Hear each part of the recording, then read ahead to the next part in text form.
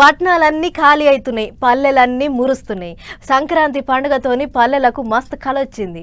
పండుగ పూట ఏ ఇల్లు చూసినా పిల్ల జల్లతోని సందడిగా కనిపిస్తుంటది.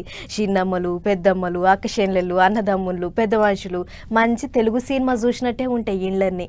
అన్నట్టు పండుగకు ఇండ్లకు తాళాలేసి పోయేటోళ్ళు, కార్లల్లో సొంతూర్లకు పోయేటోళ్ళు జర్ర పైలం. ఎందుకంటే ఇక చూడుర్రి, సంక్రాంతి పండుగ వచ్చిందంటే పట్నాలు బోసిపోతుంటాయి, పల్లెలు మెరుస్తుంటాయి. గిట్లనే ఈసారి కూడా ఇప్పటికే చాలా మంది సొంతూర్లకి చేరిండ్రు. బస్సులు, రైళ్లు కిటకిటలాడుతున్నాయి. ఇక వచ్చే 2-3 వద్దులు కూడా హైవే రోడ్ల మీద రష్ గట్టిగానే ఉంటది. అయితే అంతా మంచిదే గాని ఇండ్లకు తాళాలేసి ఊర్లకు పోయే పబ్లిక్కే జర పైలంగా ఉండాలి అని చెప్తున్నారు పట్నం పోలీసోళ్ళు. దూరం పోయేటోళ్ళు ఇంటి అడ్రస్, ఫోన్ నంబరు, దగ్గర పట్లుండే పోలీస్ స్టేషన్లు ఇయ్యాలన్నట. గట్లిస్తే మన ఇండ్ల మీద ఓ కన్నేసి పెడతారట పోలీసోళ్ళు. చుట్టుపక్కల ఇండ్లలో ఉండేటోళ్లకు జర్ర అప్పుడప్పుడు ఇంటి దిక్కు చూస్తుండ్రి అని చెప్పిపోతే మంచిదట. ఎందుకన్నా మంచిది, ఒక సీసీ కెమెరానన్నా పెట్టుకోవాలి అంటున్నారు. ఇంటి తాళాలు, బీరువాలు, బండ్ల తాళాలు అన్నీ ఎమ్మటే పెట్టుకొని పోవాలి అని చెప్తున్నారు. అంతేకాదు, ఇంటికి తాళం వేసినాక డోర్లు కనిపించకుండా పరదాలు కట్టుకుంటే మంచిదట.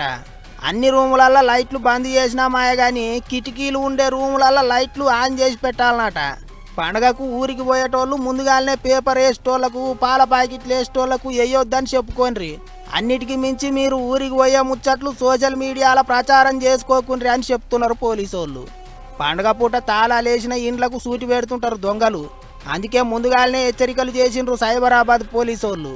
ఇగిదిట్లుంటే హైదరాబాద్కేంచి విజయవాడ దిక్కుపోయే పబ్లిక్ జర చూసుకొని పోవాలన్నట. ఏంటికంటే ఎల్బీ నగర్ కాడ నుంచి సురువు చేస్తే నందిగామ దాకా యాన్నో ఓ కాడ రోడ్లు మంచిగా చేసే పనులు అవుతున్నాయట. ఆగమాగం పోయి టక్కర్లు చేసుకోకుండ్రి అని చెప్తున్నారు ఆఫీసర్లు.